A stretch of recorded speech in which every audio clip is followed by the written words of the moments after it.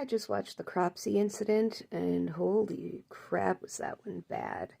The premise is that there's a social justice group called HATE. I don't remember what it stands for, but they're focused on making themselves look good on social media.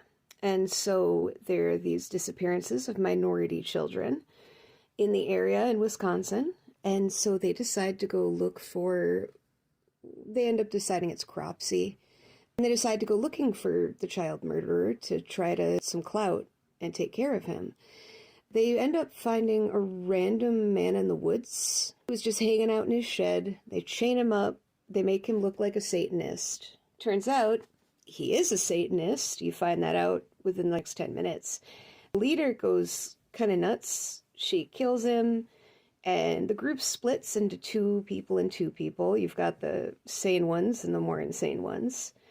And essentially they get picked off one by the killer and the crazy leader until there's a second person who is the friend, I guess, of the guy who got killed. And they end up facing off after a bunch of people die. And Nina, I think that's her name, the main character, ends up going nuts and howling at the moon after killing him. And that's the end of the movie. Even though it's awful, I guess I had a lot to say about it. It's not good.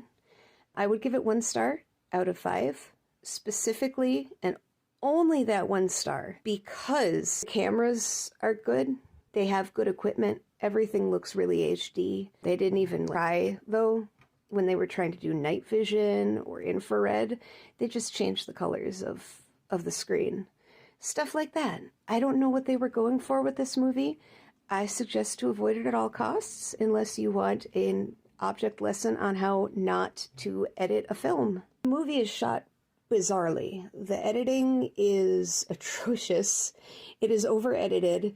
I don't know what the decisions were in the editing of this film. I would say if you are interested in how bad editing can be and how much is too much in a found footage movie or a movie in general, then this is the movie for you. It was a little insane. There's this whole part that's like Machete, and it's got like Quentin Tarantino style music, and it's weird, and it's not good weird, it's just annoying weird. And nobody's a particularly good actor either, so you can't even rely on that. And it doesn't feel earnest, it just feels lame.